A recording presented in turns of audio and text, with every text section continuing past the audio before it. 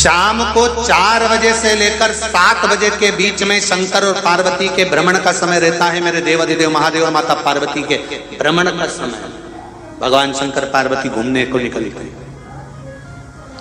इसलिए हमारा सनातन धर्म कहता है शाम के समय पर माताओं को झाड़ू नहीं लगाना चाहिए, शाम के समय पर माताओं को चूड़ी बिछिया नहीं बदलना चाहिए, शाम के समय पर माताओं को मांग में सिंदूरा नहीं भरना चाहिए, शाम के समय पर माताओं को बाल नहीं बांधना चाहिए, शाम के समय पर माताओं को चौखट पर नहीं बैठना चाहिए। उसका कारण क्या है? क्योंकि पार्वती जी ने भगवान भोलेनाथ जी से कहा था कि तुम मुझे रोज शाम के समय प्रदोष काल में भ्रमण के लिए लेकर जाते हो, मेरे लिए आज्ञा क्या है? शंकर भगवान ने कहा सुनो पार्वती, मंदिर के अंदर नंदी रहता है, जाने वाला यात्री जब मंदिर में मेरा दर्शन करने आता है तो नंदी के कानों में कहकर जाता है कि शिव जी को मेरे यहाँ लेकर आना।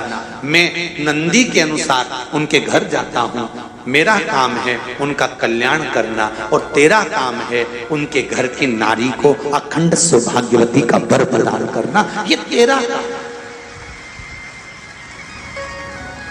तब पार्वती माता ने कहा अखंड सौभाग्यवती होने का वर मैं तो दे दूंगी, पर उस समय पर माताएं चूड़ी बदल रही होगी और हाथ से चूड़ी निकाल रही होगी तो मैं वर कैसे दे सकती हूँ? मांग भर रही होगी तो मैं वर कैसे दे सकती हूँ? उस समय पर चूड़ी बिछिया बदला जा रहा होगा तो मैं वर कैसे दे सकती हूँ? उस समय पर झाड़ू लग रही होगी तो मैं लक्ष्मी को वहां कैसे भेज सकती हूँ? आप बताओ। तो शंकर भगवान ने कहा प्रदोष का समय एक ऐसा समय होता है, शाम का समय ऐसा होता है जिस समय पर केवल शंकर और पार्वती की आराधना का समय होता है।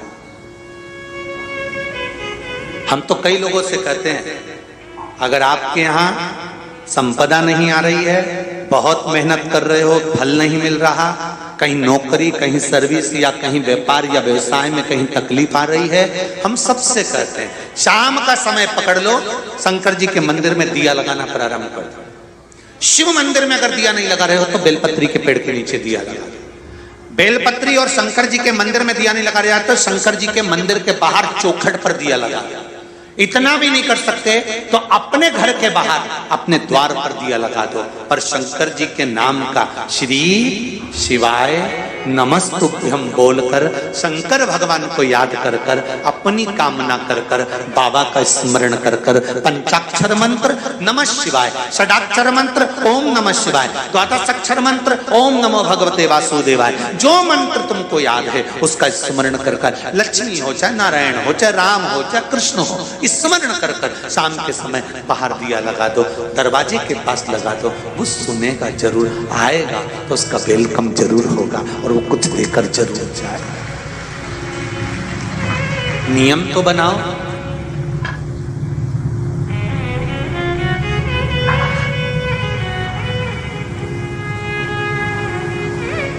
उसकी चौखट पर जाकर कहना प्रारंभ।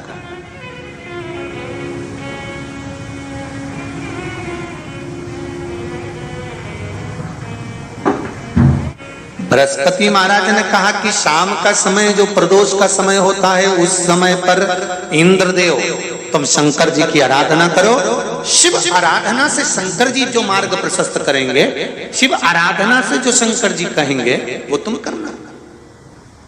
ठीक है, आराधना करी बाबा भोलेनाथ जी।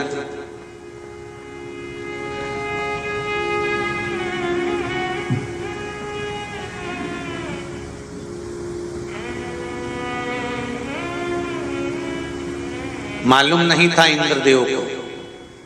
बृहस्पति महाराज ने प्रदोष की महत्वता समझाई तो प्रदोष का समय जानकर शंकर जी पर 7 बेलपत्र प्रदोष के दिन इंद्र ने समर्पित कर दी बिना सोचे।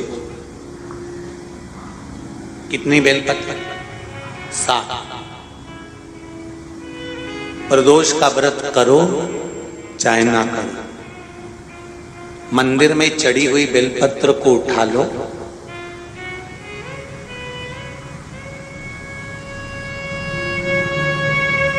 बेलपत्र का ब्रह्म कमल बना लो,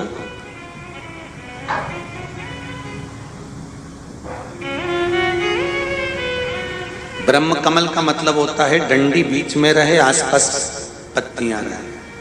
60 पत्ती का ब्रह्म कमल बनाकर, जैसे ये पत्तियां हैं एक जैसी रखी हुई हैं, तो इसको फैला लिया, 7 पत्ती को आपस में फैलाकर ब्रह्म कमल बना लिया। प्रदोष का व्रत करें ना करें, जरूरी नहीं है कि वृक्ष से ही पत्ती लेकर आओगे तो ही शंकर जी को चढ़ाओगे।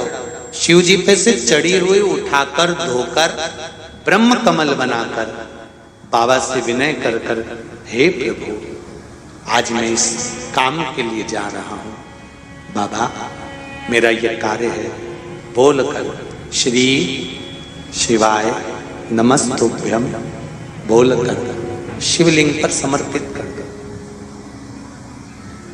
दिन भर के प्रदोष व्रत का फल बाबा एक बेलपत्री समर्पित करने पर भी प्रदान कर देता है। शिव है।